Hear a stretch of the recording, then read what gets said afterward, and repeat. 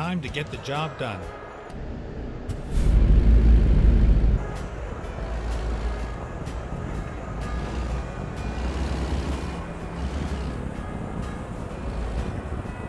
Turn right, and then turn right.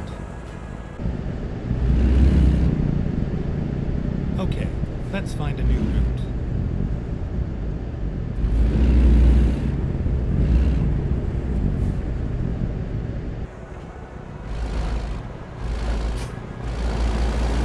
Never mind. I'll find a new route.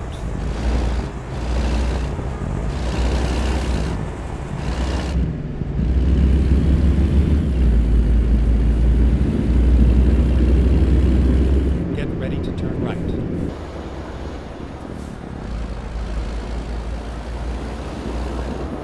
Turn right.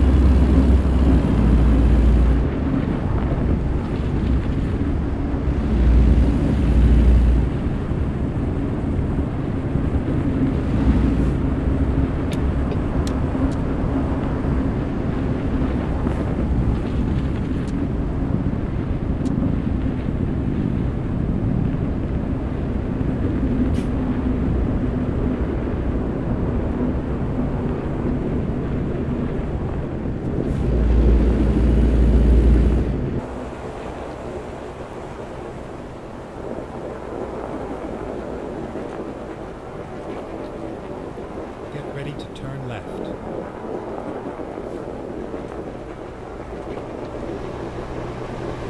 Turn left.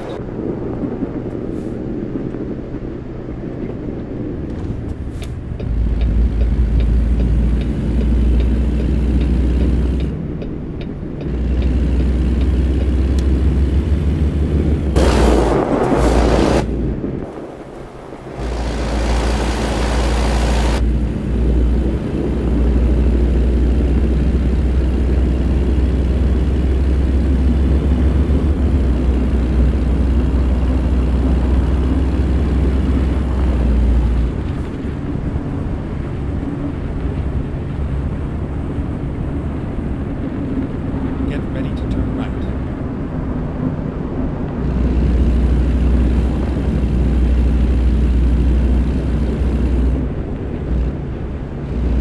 Turn right.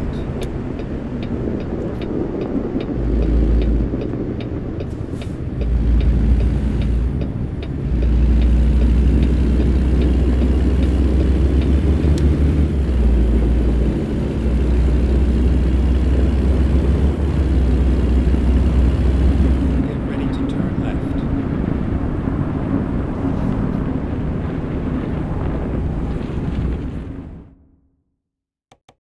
Incredibly rare full-turn abdominal pregnancy.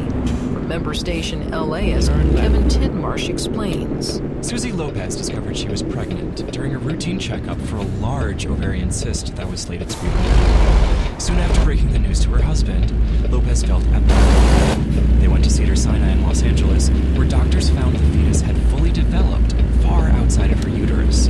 After intensive monitoring and surgery, Lopez's baby was born with no major complications. I just appreciate everything, even if it's the baby crying, because it just means that this love's work. Lopez's doctors say this outcome may be unprecedented. For NPR News, I'm Kevin Tidmarsh. Workers at the famed Louvre Museum in Paris have voted to strike. The museum is closed due to today's walkout. Workers are pointing to working conditions and are demanding renovations. The strike vote comes after thieves stole priceless gems in an October daylight robbery. A water leak this month damaged hundreds of ancient documents. Workers say this reveals structural problems. This is NPR. Right. Support for NPR comes from NPR stations. Other contributors include the Alfred P. Sloan Foundation, supporting books, radio, podcasts, film, television, theater, and more to encourage science and the humanities. And the listeners who support this NPR station. It's 8:06 in Tulsa. Good morning. I'm Zach Bobler with KWGS News. Take a look at your current conditions. Right now, 28 degrees under sunny skies. The rest of Monday, mostly sunny, a high of 45. Tonight, partly cloudy, a low of 34. Coming up, Tulsa County's Democratic Party voices their frustration on closed primaries.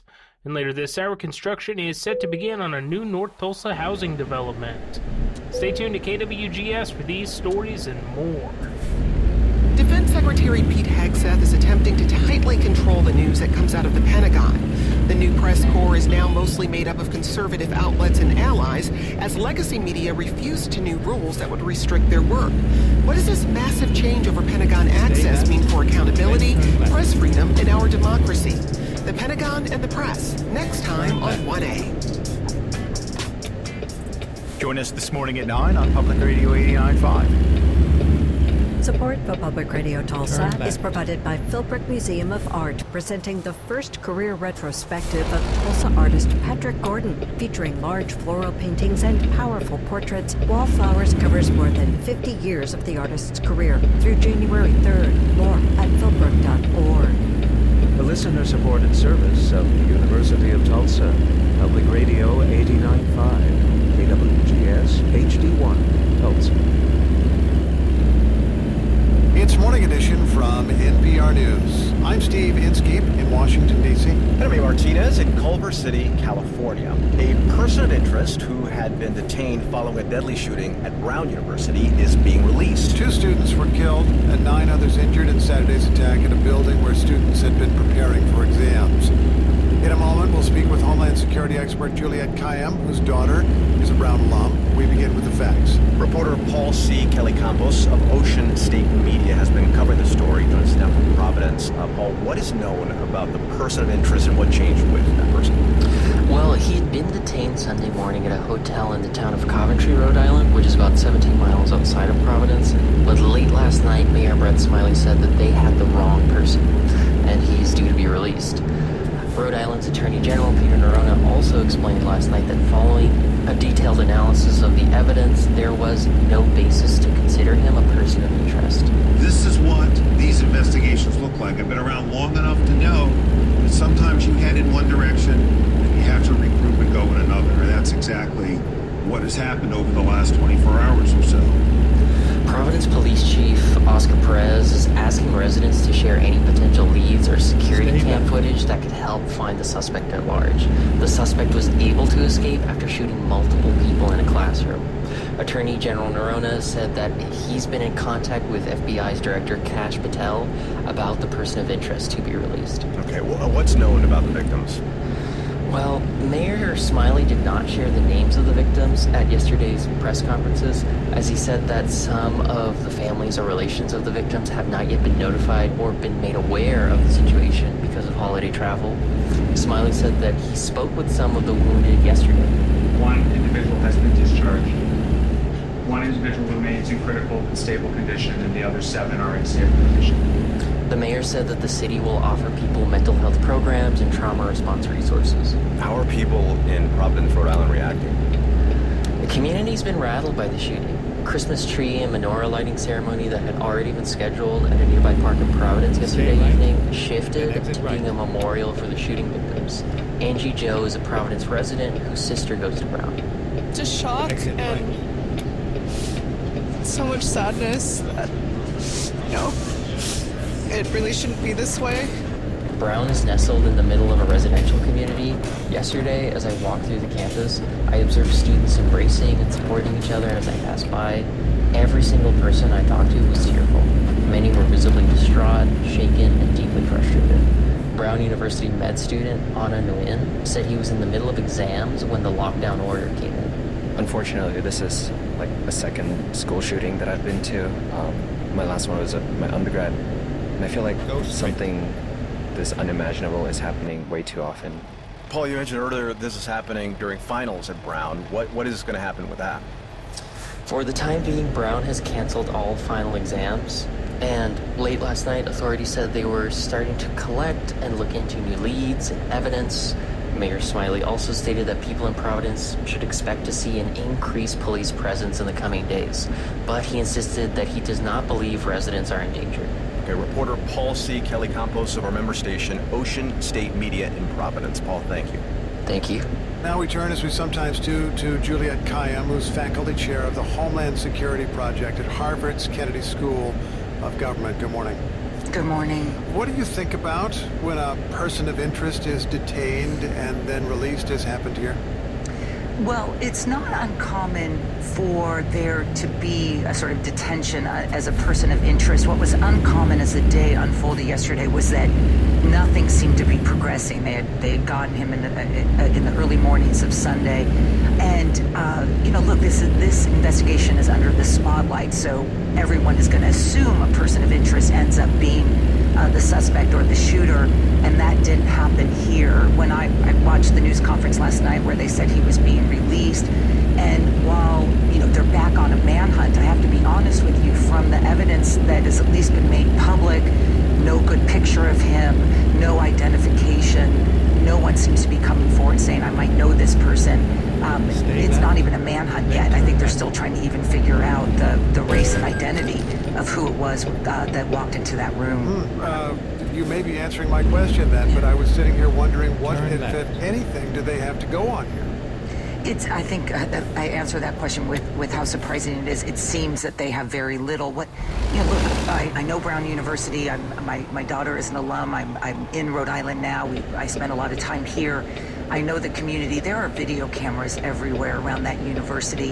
What was odd about and horrible about the shooting is, of course, it takes place on a Saturday in December. Anyone who's at a university knows it's pretty quiet. And the shooter finds a room where there's lots of people. They were there for a review session for one of the most popular classes at Brown. I actually know the faculty member who teaches that class.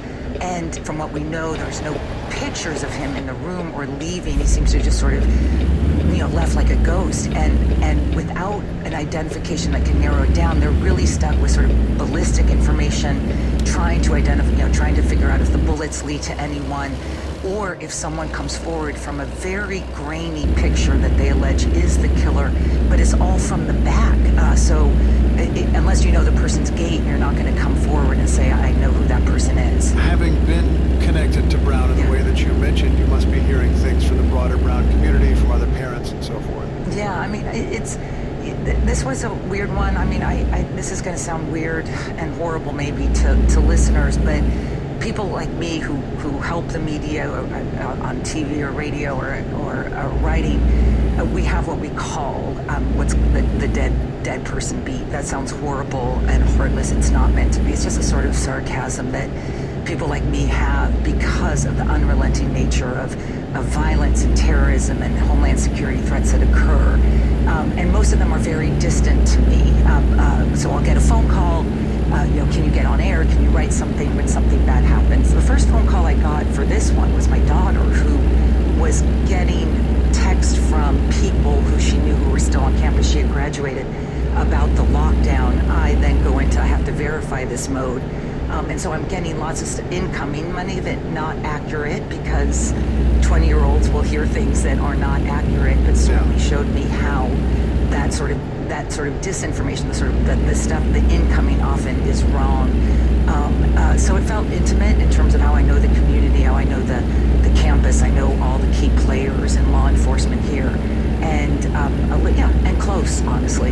Can you just talk to me for a moment as a parent here as well? We heard a student say, "This is my second shooting," and there are parents across this country whose kids have gone through decades at this point, possibly, of active shooter drills and preparations for this moment. Yeah, you know, I'm going to answer first as a subject matter expert, which is I tend to try not to be too emotional about it because there's enough emotion out there, and I just try to make the unimaginable more understandable to people and my students. And But this one, I mean, not only was it close to home, but I have 3 kids who went through junior high and high school with basically a decade of experience of active shooter drills until they got to college. Colleges now have alert systems and universities have alert systems. So, I'm familiar with it. I'm mad. I don't show that madness all the time or anger all the time. But I think this weekend sort of reminded someone like me that, because this was close to me, it felt more intimate, and we have to feel like every one of these is intimate to us because it happens to all of our kids. Our kids are watching this. They're going to school. They see what's happening, and so we have to remember that we're all part of these communities as they get disrupted by this gun violence. Juliet Kayyem of Harvard, thanks as always. Thank you. A nonprofit is suing to stop the work on a project that President Trump once finished before leaving office. Critics argue his 90,000 square foot White House ballroom is too big and that he's moving too fast without the proper approvals. NPR senior White House correspondent Tamara Keith reports. President Trump's approach to the White House ballroom project is in line with how he's handling many things in his second term. Act first, claim ultimate authority, and fight the inevitable lawsuits when they come. The entire east wing of the White House was torn down in October to make way for the ballroom, sparking public outcry. At the time, the White House said they didn't need approval yet because it was just demolition. Now there are cranes and loud equipment working on the White House grounds, something Trump boasted about at a recent cabinet meeting. Me, I love the sound. I wouldn't say my wife is thrilled. She hears pile drivers in the background all day, all night. They go till 12 o'clock in the evening. Day, night, pile drivers. Darling, could you turn off the pile drivers? I'm sorry, darling, that's progress. The White House says the ballroom will be fully funded by private donations. A new architect was recently brought on as Trump's ambitions for the project grew. Still, no plans have been submitted to the commissions that normally oversee this kind of project. And on Friday, the National Trust for Historic Preservation filed suit. Carol Quillen is the group's president and CEO. All we ask is that construction be halted until these legally mandated processes are complete. She says they felt they had no choice but to sue, and there's real urgency given the ongoing work. What is happening now could foreclose meaningful review, because once the footprint of the building is established through preliminary construction, ongoing construction, whatever you want to call it, once that footprint is established, it's really hard to change the project. An initial court hearing on the Trust's request for a restraining order is scheduled for tomorrow. White House spokesman Davis Ingalls said in a statement that, quote, President Trump has full legal authority to modernize, renovate, and beautify the White House, just as all of his predecessors did. Tamara Keith, NPR News, the White House.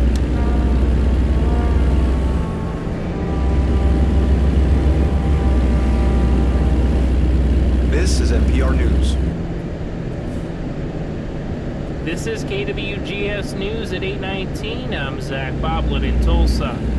Tulsa County's Democratic Party is voicing its frustration at the recent news that independents will not be able to vote in the party's primaries for 2 years. County Party Chair Sarah Gray released a statement saying she's, quote, incredibly disappointed. The Oklahoma Election Board said last week that no parties had filed the correct paperwork to open their primaries to independent voters, a practice the Democrats adopted a decade ago. State Dems say they filed what they thought was the appropriate paperwork, later stating it was a, quote, miscommunication. Gray says that independent voters helped the Democrats with some of their most critical elections, and that she wants accountability from the state party.